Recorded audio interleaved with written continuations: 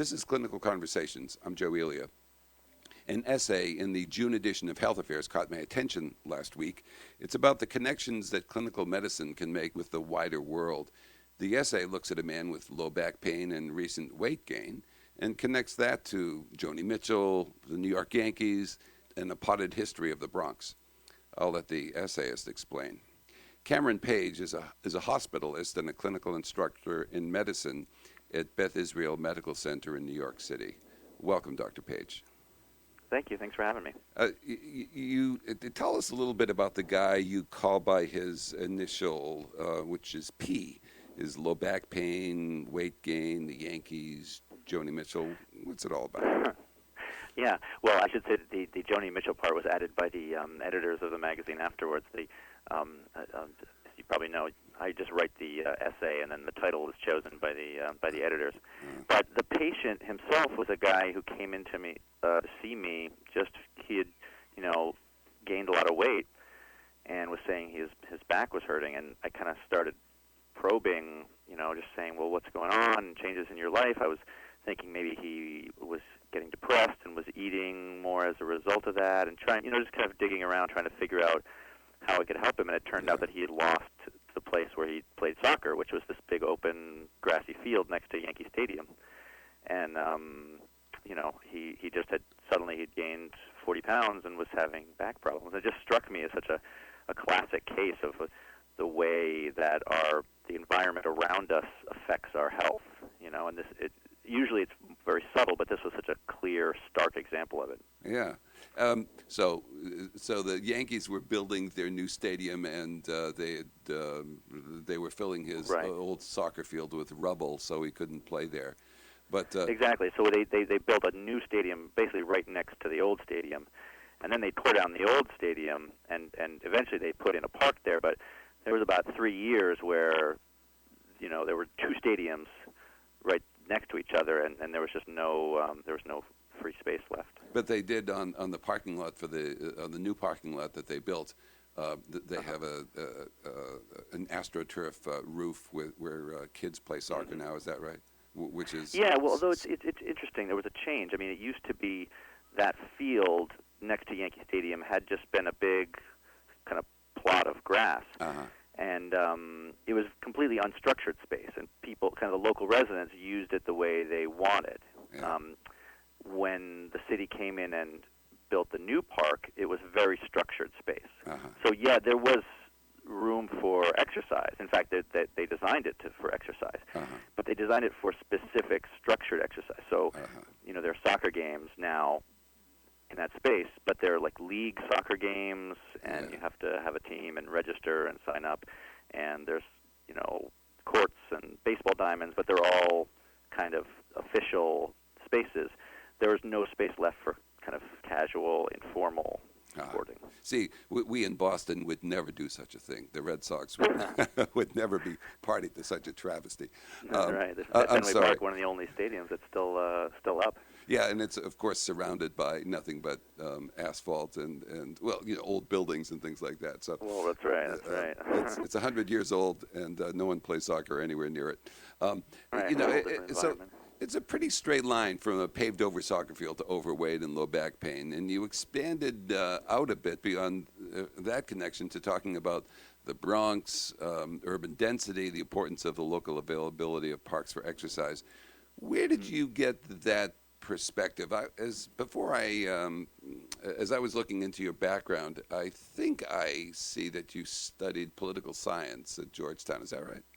That's right. Good research. Yeah, that's originally I thought I wanted to grow up and be president, and then medicine was really just a backup plan when I realized that was not at all what I wanted to do.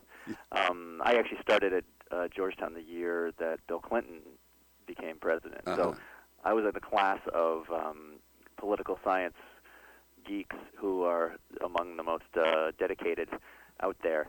Yeah. And I think I couldn't cut it compared to that gang. But it did give me a certain grounding in what, just the way that government policy can really actually deeply affect people's lives, and the importance of it. I just, as I was reading the essay, I wasn't really that fascinated with the Yankees of the Bronx or anything else, but it seemed that you had this sort of, flash of insight that medicine really wasn't, and you knew this before you went into medicine anyway, but it really wasn't all about LDL levels and what regimen to put somebody with heart failure on, but it was really connecting medicine, clinical medicine, out beyond the clinic walls, and it was it seemed that you have this insight. Yeah, well, I think it's a realization that a lot of us have somewhere in medical school or residency.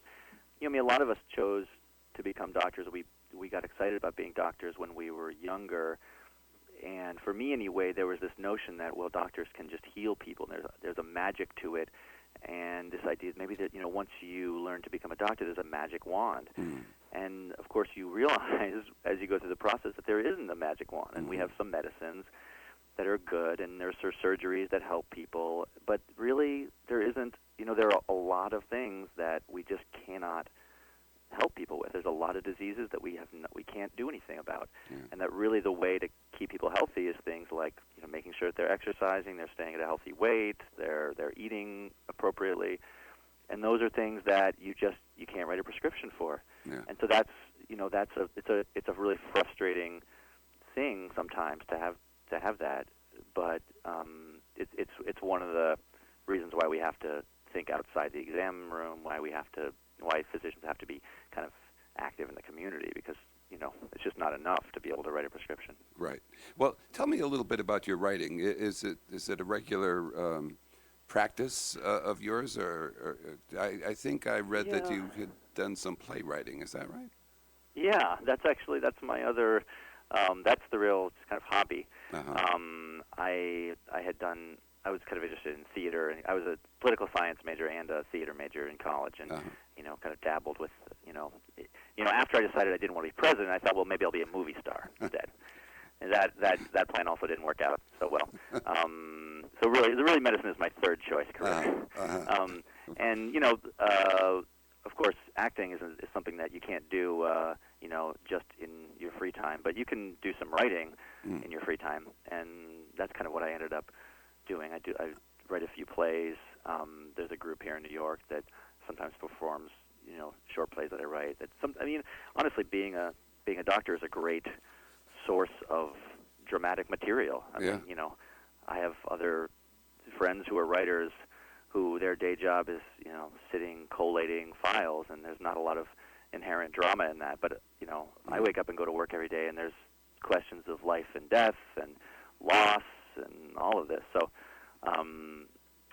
those are sometimes I write essays that are more policy focused, like this one was. But then it's great when I get a chance to kind of incorporate some of the drama of my day-to-day life into some plays. Well, Chekhov was a playwright and a doctor. Oh yeah, that's right. Right. And also you can see it. Yeah. I heard that William Carlos Williams, the poet, also was he was a doctor. Right, and of course Lewis Thomas, who wrote Notes of a Biology Watcher. I don't know whether you know him. I've heard the name.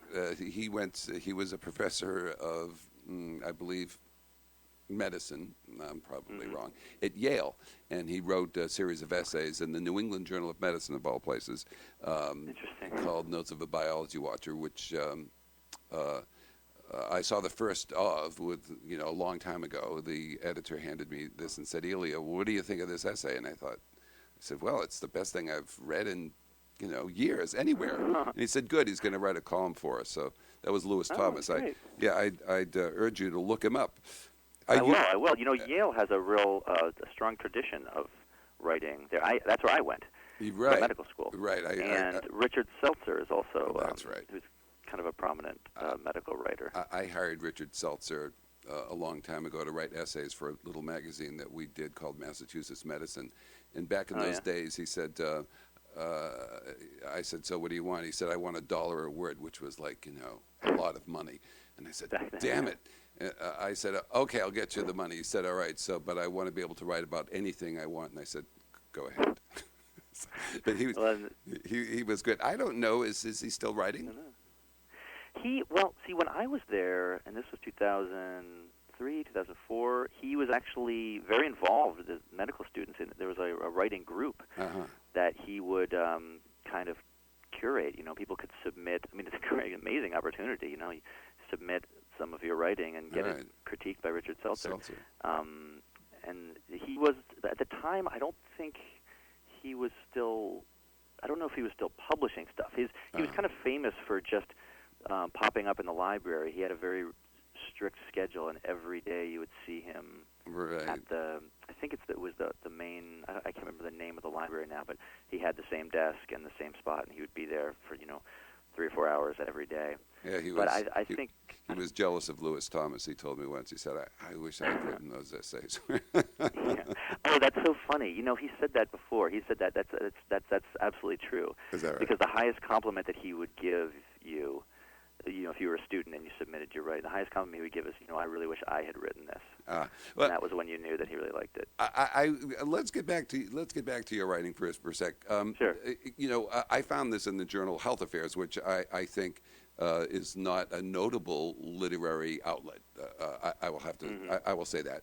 And so I wondered, why did you write there, and not to say the Bellevue Literary Review, which is really a great little journal published in your neighborhood. That's interesting. Well, there were two ways to go with it. In some ways, it was a story, and there's a certain drama to it, and the sadness of just a guy trying to stay healthy, and the way the environmental forces around him affect his health. Yeah. But there was also just a policy component. I mean, Right. it really, and I could have just left it with the story of the man, but I really wanted to connect it up to the policies and the way that that we need to be thinking about how our cities are built, and that focus on green space. Yeah, and that was what the Health Affairs did for me, because of course when they read it, they were like, well, we like the story of the patient, but this is Health Affairs is a prominent health policy journal, so they say, if we're going to publish this, we want it to be rooted in policy. And actually the stuff that they asked me to add, they had me go back and do some research on, well, what does the data show on parks and people's proximity to parks? Really? And that was when I kind of did a little more work. They made the essay better for sure by getting a little more data in there, not just my story. I looked at a bunch of journal articles on what it shows, because one of the criticisms the reviewers said is, well, so he lost the park next to Yankee Stadium, but there's Central Park is massive and it's only a few subway stops away. Yeah. Which I thought, well, then that's true. But if you look at the literature, it turns out that parks that are more than a mile from where you live are effectively, useless.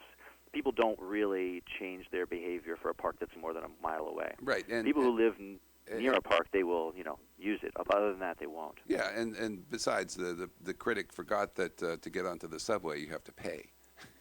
Yeah, of course, right. It's These little details like that. Right. Doesn't everyone have a subway card? No. No, right. So I just want, I think Health Affairs is actually now I've started reading it regularly, and I think it's I would have to say it's one of the most improved journals over the past generation that I've seen. It's really good, and they're starting to sort of edge into some clinical stuff, and with what the Supreme Court is. I almost said the Supremes. What they're ruling this week or perhaps next week is really going to make a journal like that more important. But there's so much going on right now in that whole area. Right, there certainly is. I want to thank you, Dr. Page, for spending time with me today. I'm going to let you get back to seeing people that you can help. Well, thank you. This is really great to talk to you. All right. That was our 157th edition, and all the earlier ones may be found at podcasts.jwatch.org. We come to you from Journal Watch, whose website is jwatch.org. Clinical Conversations executive producer is Adore Yano. I'm Joe Elia. Dr. Danielle Schur and I thank you for listening.